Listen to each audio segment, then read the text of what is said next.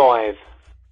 An American ecologist by the name of Dr. Ellis Silver thinks that he might have spotted a few telltale signs that humans did not originate from Earth, and that we're actually beings from another world.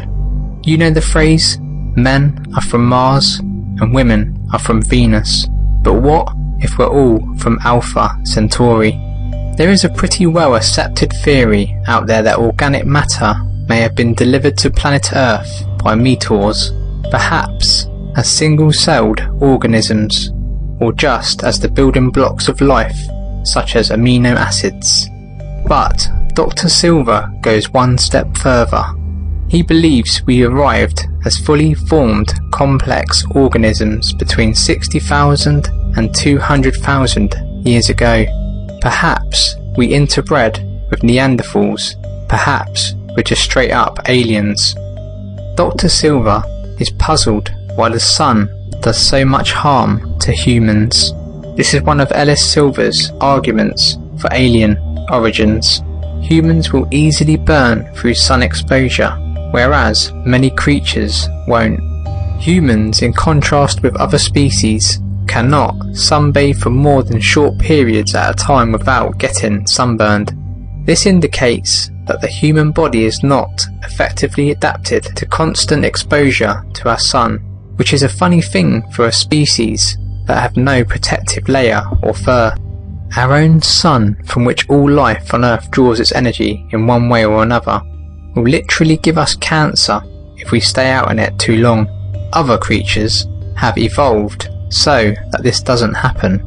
A lizard, for example, can sit out all day and not get so much as a tan line, and some corals even produce their own SPF to protect themselves.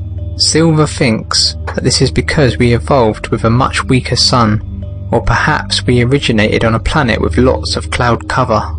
Another thing that he highlights as odd is the fact that humans seem to suffer from seasonal mental disorders, such as seasonal affective disorder.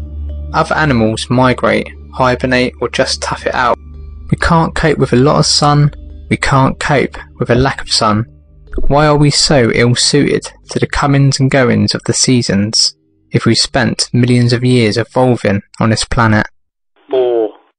How come everything else on the planet has remained perfectly happy with a low centre of gravity and sturdy base, whereas we wobble around on two legs? Perhaps it's just because we're looking at it from the inside, but you have to admit that we tend to stick out a bit. 2 legs, extremely fine coat, hair growing out of odd places, opposable thumbs, huge head, big flat feet. We look much more like aliens than natives. Dr. Silver points to our lack of body hair as a particularly odd feature of humans. It is necessary for humans to wrap themselves in the furs of other animals, just to protect ourselves from freezing to death, even on the hot African plains where we are supposed to have evolved. The theory is that perhaps on our home planet the temperature didn't fluctuate so much between night and day and at different latitudes. Possible reasons for this could be a thicker cloud layer that insulates the planet, a bit like on Venus, a binary star system, so that the sun effectively never sets, or even that the crust of the planet is much thinner, allowing the heat from the molten core to come up through the ground. 3. The most conspicuously different feature of the human race is just how much more advanced we are when compared to the rest of life on Earth. Why are we so far ahead of every other animal? It sounds like classic human arrogance, but for all our talk about how intelligent dolphins are because they can recognise themselves in a mirror, they didn't even invent the mirror, did they? How about if we argue that inventing things like wheels and mirrors and social media executives isn't necessarily an indicator of intelligence? It's still drastically different to what everything else on the planet is doing. Why are we such outcasts from the natural world? It could be because it's not our natural world. If we arrived on a primitive Earth with a head start, it could explain why we appear to be leaps and bounds ahead of every other species. We could have come from a planet where a number of species were similarly advanced.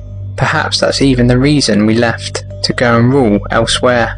Another very strange thing is it seemed to happen at once too.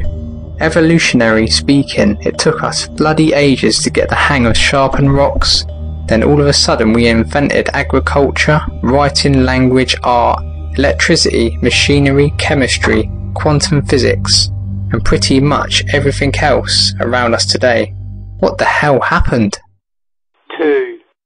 Evolution generally means that a species adapts to its environment, but we don't seem to want to play that game.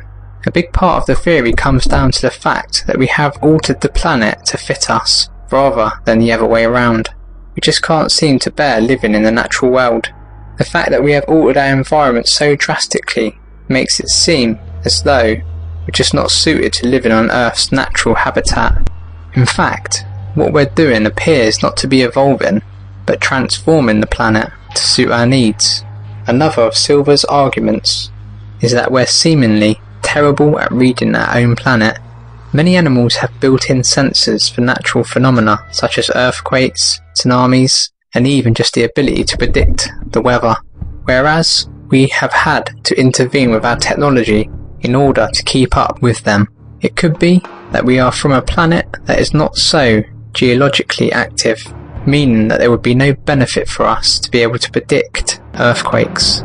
Then we have the fact that we can't eat most of the food on this planet without altering it in some way, whether it's by cooking it or through selective breeding.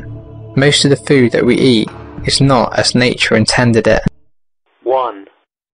Humans are spreading, and they're spreading fast. There are over 7 billion of us crammed onto this little tiny planet, and the number is always going up. Not exactly a balanced ecosystem. It's almost as though we're an invasive species. Now, what happens when you introduce a new species into an environment that they did not evolve in? Most of the time, they take over.